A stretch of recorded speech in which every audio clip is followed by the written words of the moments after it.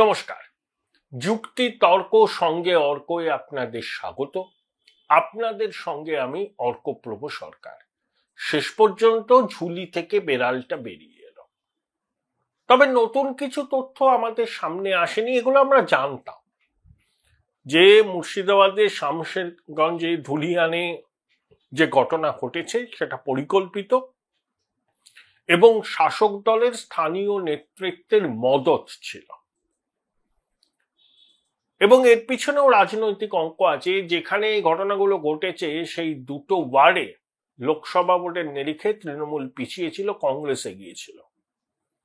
তাই এমন একটা পরিস্থিতি তৈরি করার প্রয়োজন ছিল রাজ্যের শাসক দলের পক্ষে, যেটা রাজনৈতিক বিশ্লেষকরা বলছেন, যাতে সম্পূর্ণ মেরুকরণ হয়। অর্থাৎ মুসলিম ভোট 100-র মধ্যে 98টা তৃণমূল কংগ্রেস পায়, আর ওখানে হিন্দু ভোটের কনসলিডেশন হলে ওই সব জায়গায় বিজেপি সুবিধা করতে পারবে না। বিজেপি সুবিধা করবে কান্দি, মুর্শিদাবাদ, বহরমপুর, ওই জায়গায়। তো এটা একটা রাজনৈতিক উদ্দেশ্য ছিল বলে অনেকে বলেন। সেই জন্য প্রশাসনকে একেবারে নিষ্ক্রিয় রেখে এই তাণ্ডব লীলাকে চলতে দেওয়া হয়েছিল। ওই যে জঙ্গিপুর পুলিশ জেলা সুপার আনন্দ রায় ভদ্রলোকের নাম, তিনি কি বলেছিলেন, যাদেরকে গ্রেপ্তার করা হয়েছে তাদের 99% স্থানীয় লোক, একজন বলতে উত্তর দিনাজপুরে। মুখ্যমন্ত্রী কি বলেছিলেন, বহিরাগতরা তাণ্ডব করেছে, বিএসএফ গুলি চালিয়েছে, বিএসএফ বাচ্চা বাচ্চা ছেলেদের 5,000 টাকা দিয়েছিল পাথর ছোড়বার জন্য, বলেছিলেন না?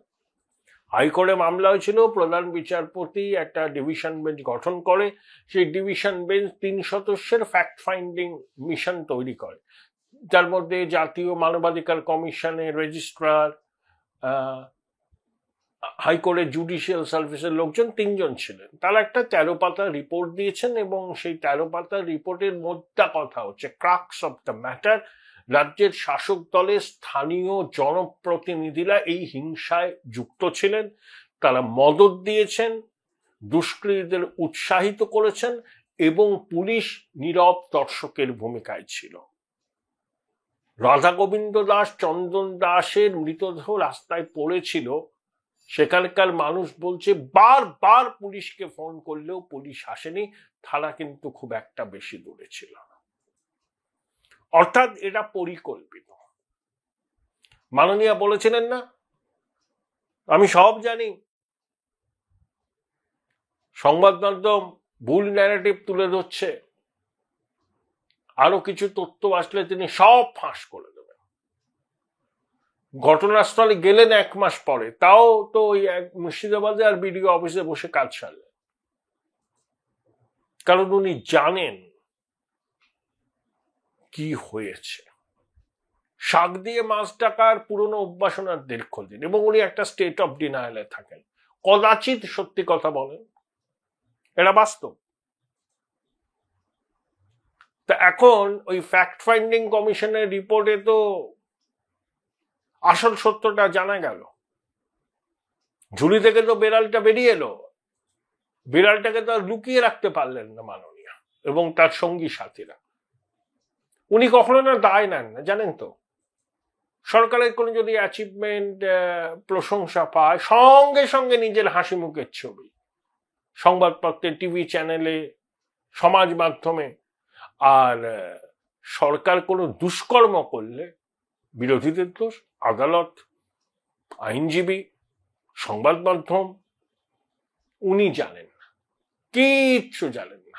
দোয়া ভাজা মাছটা উল্টে খেতে জানেন না ওনার সরকার। কত এক্সাম্পল দেব, ওনার এই অসত্য বাসনের দিন কাবার হয়ে যাবে। সবকিছুতেই অন্যের চক্রান্ত লেখা, এটা ওনার দীর্ঘদিনের ট্র্যাডিশন। আর উনি সবকিছুর ঊর্ধ্বে। বাংলায় সবাই জানে ওনার অঙ্গুলি এলন ছাড়া প্রশাসনে একটা গাছের পাতাও নড়ে না।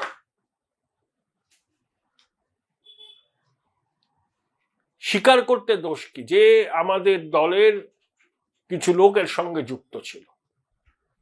ওই যে এলানে জাং বলেছিল না, ধুলিয়ান পুরসভার প্রাক্তন পুরপ্রধান, তার নাম তো আছে। মদত দেওয়ার। এখন এরা তো অস্বীকার করবেই, তাই বলে কি বাস্তবটাকে অস্বীকার করা যায়? ওখানকার স্থানীয় মানুষদের সঙ্গে এক্সটেন্সিভলি কথা বলেছেন এই ফ্যাক্ট ফাইন্ডিং কমিশনের সদস্যরা। এদের কিন্তু কোনো রাজনৈতিক পরিচয় বা আনুগত্য নেই। আদালত নিযুক্ত কমিটি, তারা আদালতকে রিপোর্টটা দিয়েছে। এটা কেন্দ্রীয় সরকারের ফ্যাক্ট ফাইন্ডিং কমিশন নয়। তাহলে নয় বলতে পারত যে রাজ্যের শাসক দলকে বিব্রত করার জন্য এসব করা হয়েছে। তাহলে আদালত নিযুক্ত ফ্যাক্ট ফাইন্ডিং কমিশনের রিপোর্টে এই তথ্যগুলো এসছে। এখন তৃণমূল বলছে বিজেপির কারসাজি। এ তো আদালতের দিকে প্রশ্ন তোলা। এদের একটা টেন্ডেন্সি আছে, আদালত, বিচারপতি সবাইকে এরা কাঠগড়ায় তোলে নিজেদের মনোপুত না হলে। মানুষ জানেন তো কি হয়েছে মুর্শিদাবাদে, জানে। এতদিন সত্যর আগে লুকিয়ে রাখার চেষ্টা করছিল শাসক দল, এবং এবার সত্যটা বেআব্রু হয়ে গেল। মেরুকরণটাকে সম্পূর্ণ করবার জন্য এই কাণ্ডটা করেছিল শাসক দলের স্থানীয় নেতৃত্ব। দেখুন, মুসলমান ভোট দক্ষিণবঙ্গে তৃণমূল একচেটিয়া পেলেও উত্তরবঙ্গে পায়নি। বামেরা আসন জিততে পারেনি ঠিকই মুর্শিদাবাদে, কিন্তু প্রচুর ভোট পেয়েছে। কংগ্রেস কিন্তু মালদার একটা আসন জিতেছে। তাহলে সেই প্রবণতা যদি বজায় থাকে, উত্তরবঙ্গের 54টা আসন আর আপনার মুর্শিদাবাদ জেলার 22টা আসন, মোট 76টা আসনে যদি মুসলমান ভোট বাম কংগ্রেসের দিকে কিছুটা ঝুঁকে যায়, তাহলে তৃণমূলের বিপদ। বিজেপির তো সুবিধা, বিজেপি তো মুসলমান ভোট পাবে এক্সপেক্ট করে না, তারা হিন্দু ভোটের কনসলিডেট করে। এটা তাদের ঘোষিত নীতি। তাহলে ওই 76টা আসনে বাম কংগ্রেস, 76টা আসনে অনেকগুলোই বাম কংগ্রেস যদি সাইজেবল ভোট পায়, তৃণমূলের যাত্রা ভঙ্গ হবে। সেটা মমতা বন্দ্যোপাধ্যায় চান না, এবং সেই জন্যই সম্পূর্ণ পোলারাইজেশন যাতে হয়, তার জন্যই শাসক দলের স্থানীয় নেতৃত্ব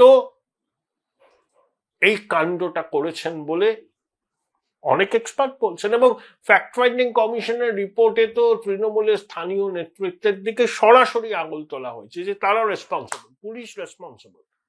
পুলিশ একেবারে নিজেদের গৃহবন্দী করে রেখেছিল। পুলিশও কি আতঙ্কিত দুষ্কৃতীদের তাণ্ডবে? পুলিশ যদি আতঙ্কিত হয়, তো সাধারণ মানুষের জানমালের নিরাপত্তা কোথায়? এটাই হচ্ছে বাস্তব।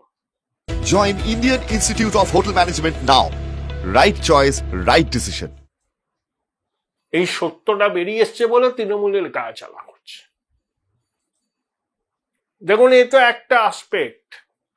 ওই এসএসসি নিয়ে অনেক জল গড়াবে। ওই র্যাঙ্ক জাম্প করে যারা চাকরি পেয়েছিলেন তারা অযোগ্য, দাগী, তারা বসতে পারবে না পরীক্ষায়।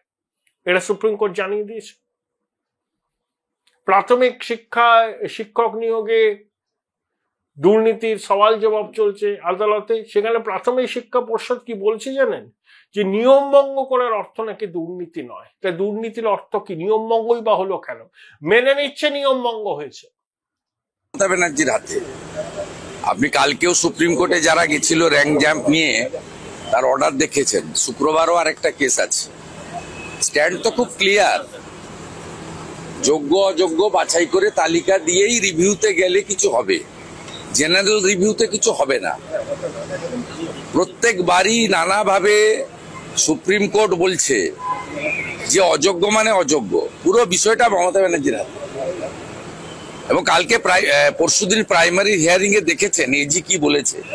বলেছে বেনিয়ম মানে দুর্নীতি নয়। বেনিয়ম আর দুর্নীতি এটা তো সমার্থক, সবাই জানে। সরকারের এজি বলছে দাঁড়িয়ে, আপনারা তো সবচেয়ে বড় ইস্যু ধরছেন না। 7ই মে উচ্চ মাধ্যমিকের রেজাল্ট বেরিয়েছে, ভর্তি প্রক্রিয়া বন্ধ হয়ে আছে ওবিসির জন্য। ডিএ, ওবিসি 26,000, আর আসছে প্রাইমারি। এই 4টাতেই পিসি জাফরাবাদে যে বাবা ছেলেকে খুন করা হলো, কোর্ট নিযুক্ত যে কমিটি এনআইএ বলছে আমি তারা অ্যাপ্লিকেন্ট report তো দিয়েছে যে আমি তো আবেদনকারী। শনিবার কোর্ট খুলে মহামান্য কোর্ট যে আবেদন গ্রহণ করে ফ্যাক্ট ফাইন্ডিং কমিটি করেছে তার 1 নম্বর অ্যাপ্লিকেন্ট আমি। মেনে নিচ্ছে নিয়মভঙ্গ হয়েছে, অদ্ভুত যুক্তি দিচ্ছে নিয়মভঙ্গ করার অর্থ এই নয় যে দুর্নীতি হচ্ছে, সওয়াল জবাব চলছে, দেখা যাক। কিন্তু এসএসসির ধাক্কা রাজ্য সরকার সহজে মুছতে পারবে না, এর জল অনেক দূর করাবে। এসএসসি নামক প্রতিষ্ঠানটির কোনো বিশ্বাসযোগ্যতা নেই, তো ঠগের বাড়ির বোঝ। তারা যদি আবার পরীক্ষা নেয়, আমার মনে সন্দেহ আছে আবার না কোনো ঘাপলা করে। ঘাপলা যারা করে তারা এখনো আছে প্রশাসনের অভ্যন্তরে, তারা বেরিয়ে যায়নি। আমার তো মনে হয় যে সমস্ত আইনজীবীরা সওয়াল করছেন সুপ্রিম কোর্টে, তারা গিয়ে বলুন আদালতে বিচারপতিদের এজলাসে যে মাই লর্ড, এত ছেলে মেয়ে পরীক্ষা দেবেন সেই এসএসসির নিয়োগে, সেই পরীক্ষার ট্রান্সপারেন্সিকে এনশিওর করবার জন্য আপনাদের হস্তক্ষেপ দরকার। আপনারা এমন একটা মেকানিজম ইভলভ করুন পরীক্ষার জন্য, বা আপনারা সরাসরি তদারকি করুন, বা আপনাদের নিযুক্ত কোনো কমিটি পরীক্ষার তদারকি করুক। তা না হলে মানুষের আস্থা ফিরবে না। এসএসসি কোনো বিশ্বাসযোগ্যতা নেই, ঠগের বাড়ির বোঝ। কিন্তু যাই হোক, সব জায়গা থেকে বেড়ালগুলো বেরিয়ে আসছে ঝুড়ি থেকে, কিছুতেই আর ধামাচাপা দিতে পারছেন না। হাইকোর্টের ফ্যাক্ট ফাইন্ডিং কমিশনের রিপোর্ট শাসক দলের ভূমিকাকে আবার জনমানসে নিয়ে আসলো। সভাপতি বিজেপি সুর চড়িয়েছে, তারা তো চড়াবেই। শুভেন্দু অধিকারীর মামলার প্রেক্ষিতে তো এই ফ্যাক্ট ফাইন্ডিং কমিশন গঠিত হয়েছে, এবং শুভেন্দুবাবু দাবি করছেন যে তাদের তোলা অভিযোগগুলোই শেষ পর্যন্ত মান্যতা পেল। মাননীয়া কি রিয়াক্ট করেন দেখা যাক।